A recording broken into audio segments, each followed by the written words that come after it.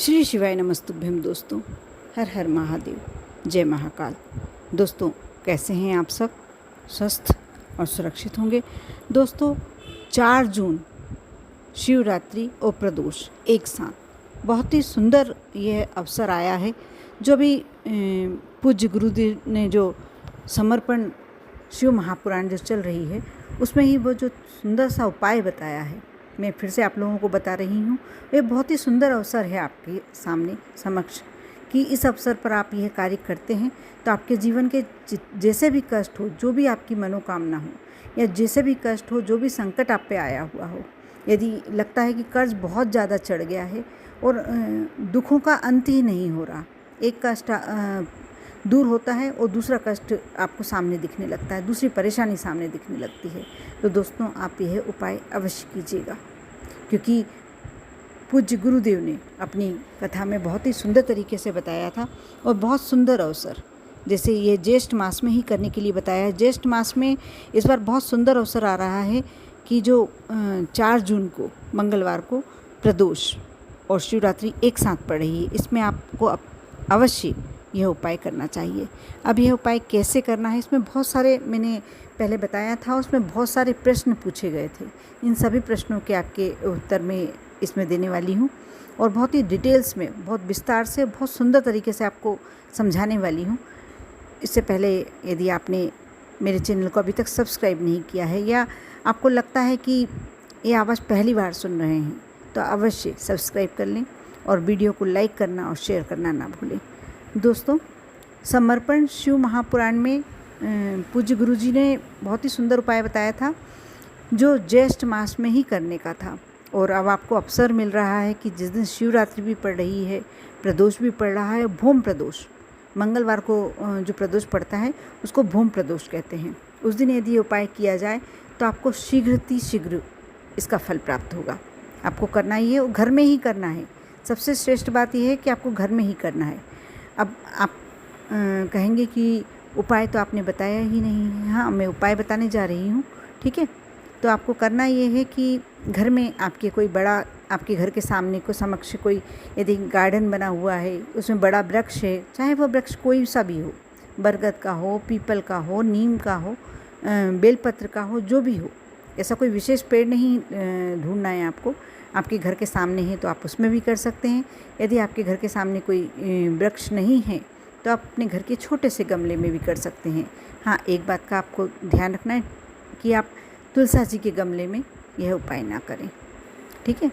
अब आप को क्या क्या सामग्री की आवश्यकता होगी, तो आप सबसे पहले तो आपको 5 बेलपत्र लेना है और एक घी का दीपक, चाहे तो आप आटे का बना लीजिए और नहीं तो आपको मिट्टी का भी ले सकते हैं। उसमें गोल बाती लगेगी और शुद्ध गाय का घी, बस इतनी सामग्री चाहिए। और एक जल का कलश भर लीजिए।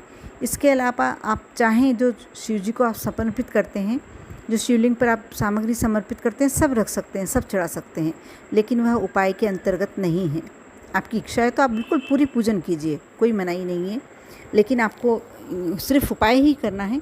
तो उपाय के लिए आपको सिर्फ 5 बेलपत्र की आवश्यकता है, एक दीपक, शुद्ध घी के गोल बाती के दीपक की आवश्यकता है और एक जल का कलश और एक घर में कोई भी गमला जिसमें तुलसी जी ना लगी हो, इस बात का ध्यान रखें।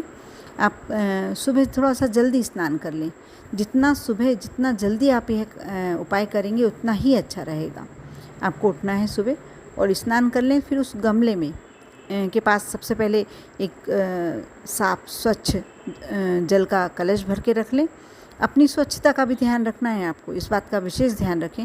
एक आसन जरूर लगा लें। जब भी आप कोई श्रेष्ठ पूजन किया कीजिए तो एक आसन पर बैठ के करना चाहिए, क्योंकि आसन के जो आप यदि ज़मीन पर बैठ के करते हैं तो कहते हैं जो पूजन से हमारे को ऊर्जा मिलती है वह धरती माँ ले लेती है, वह नीचे पृथ्वी में चली जाती है। इसलिए इस बात का आप विशेष ध्यान रखें कि जब भी पूजन करें तो एक आसन अवश्य बिछाएं। आप गमले के पास अच्छे से बैठ जाएं और आपको जो गमले में मिट्टी होगी, यदि बहुत ज़्यादा सूख रही है, क्योंकि ज्येष्ठ मास चल रहा है, गर्मी के दिन चल रहे हैं, तो मिट्टी सूख जाती है। यदि मिट्टी सूख गई है तो थोड़ा थोड़ा जल डालकर उसको गीला कर लीजिए।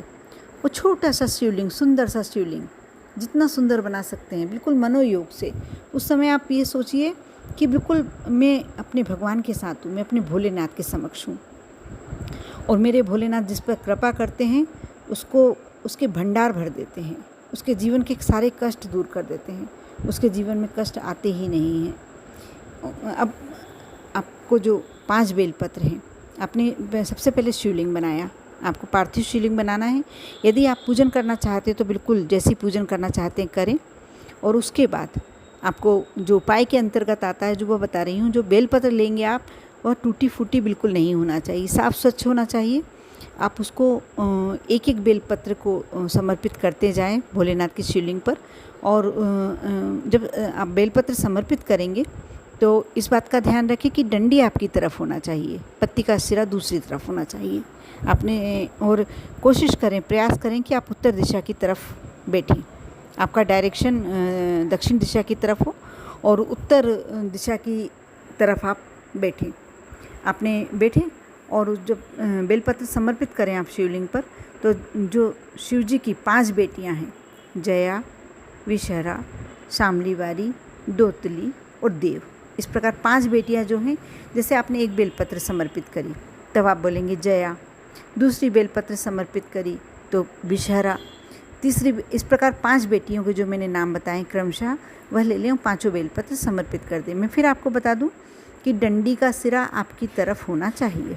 अब आप दीपक प्रज्वलित करेंगे, जो अपने मन की कामना है वह कहेंगे, प्रभु से विनती करेंगे। यदि आपके पास समय है, बैठ सकते हैं तो 5 मिनट बैठकर श्री शिवाय नमस्तुभ्यम, ओम नमः शिवाय ओम, जो भी आपको अच्छे से कंठस्थ हो, जो अच्छा लगता हो उस मंत्र का जाप करेंगे और दीपक से आरती उतारेंगे, दीपक प्रज्वलित रहने देंगे और आप बैठे रहें थोड़ी देर बैठ के। जब तक दीपक प्रज्वलित करें, कोशिश करें, प्रयास करें कि जब तक दीपक प्रज्वलित रहे। आप यदि बैठ सकते हैं तो बहुत ही अच्छी बात है। आपने अपने मन की विनती करी, अपने मन की मनोकामना कही। अब आपको करना क्या है कि आप कहेंगे कि उसका क्या करेंगे। आप जो शिवलिंग बनाया है हमने पार्थिव शिवलिंग, उसका क्या करेंगे, या जो 5 बेलपत्र है उसका क्या करेंगे, उसको वहीं छोड़ देंगे, बिल्कुल नहीं। ठीक है, आपको वह 5 बेलपत्र उठाकर लेके आना है। उन 5 बेलपत्रों को आपको अपने घर में सबसे स्वच्छ स्थान पर, सबसे अच्छे स्थान पर, यानी आप अपने घर के मंदिर में कोई ऐसा स्थान है तो वहाँ रख सकते हैं। आप चाहें तो उसे कपड़े में लपेट के रख दीजिए, चाहे तो कोई पात्र में रख दीजिए। और अब आपका सबसे पहला सवाल होगा आपको कितने समय तक रखना होगा और उसके बाद में उसका क्या होगा। तो आप 2.5 महीने तक तो आप उस बेलपत्र को अपने घर में रखे रहने दीजिए। वैसे गुरुदेव ने, पूज्य गुरुदेव ने तो अपनी कथा में यही कहा था कि 15 दिनों बाद आपको असर दिखने लगेगा कि जो आपने कामना करी थी वह कामना पूरी होती दिखाई देने लगी। 2.5 महीने के अंदर आपका वह काम हो जाएगा। जब आपकी मनोकामना पूर्ण हो जाए, आप वह बेलपत्र उठाएं और बहते हुए जल में प्रवाहित कर दें। बस आपको इतना करना है। अब आप शिवलिंग के बारे में आपको लग रहा होगा कि वह तो बताया ही नहीं। आप अब आगे कमेंट्स में यही प्रश्न करेंगे, और शिवलिंग का क्या करें। तो शिवलिंग का आपको करना है कि जो अपने जल भर के कलश ले गए थे, थोड़ा सा आपने समर्पित किया होगा, जल पूजन के समय करा होगा या शिवलिंग बनाते समय करा होगा, जो जल बच गया है आप शिवलिंग पर इस तरीके से डालें कि वह वहीं के वहीं विसर्जित हो जाए। मिट्टी का बनाया था, पार्थिव शिवलिंग था, तो आप जब जल डालेंगे तो शिवलिंग वहीं मिट्टी के आकार में आ जाएगा। बस आपको इतना ही करना है। और यह शिवलिंग पर आप जब तक जल नहीं डालेंगे, जब तक उन्हें विसर्जित नहीं करेंगे, जब तक दीपक जल रहा हो। जैसे ही दीपक ठंडा होता है आप शिवलिंग विसर्जित कर सकते हैं और अपने हाथ जोड़कर मन की कामना कर सकते हैं। बहुत ही श्रेष्ठ उपाय है और पूज्य गुरुदेव ने अपनी कथा में बताया। मैंने प्रयास किया है कि आपके साथ फिर से अच्छे से शेयर करूं, अच्छे से बताऊं, क्योंकि बहुत ही सुंदर मौका मिल रहा है, आपको अवसर मिल रहा है। शिवरात्रि और प्रदोष बहुत कम साथ में देखने को मिलते हैं। भ्रूम प्रदोष पे बोलते हैं कि यदि आप कोई उपाय करते हैं तो मंगल ही होता है, क्योंकि वो मंगल के दिन यदि प्रदोष पड़ता है तो आपका मंगल ही होता है। इसलिए अवश्य अपने मंगलमयी जीवन को और मंगलमयी बनाने के लिए आप ये उपाय अवश्य करें। जिस भी जीवन में समस्या है, जो भी परेशानी है, आप दूर कर सकते हैं। ठीक है, बहुत ही सुंदर उपाय गुरुदेव ने हम लोगों को कथा के मार्फत से बताया है, कथा के माध्यम से बताया है। इसलिए आप ये उपाय मैंने आप लोगों के लिए इसीलिए फिर से बताया है कि आप इसे करें और फ़ायदा उठाएं, अपने जीवन को श्रेष्ठ बनाएं, सरल बनाएं। विश्वास करके करेंगे तो आपको शीघ्र इसका फल मालूम पड़ेगा और आप अपने जीवन को सुरक्षित बनाए रखें। ओम नमः शिवाय।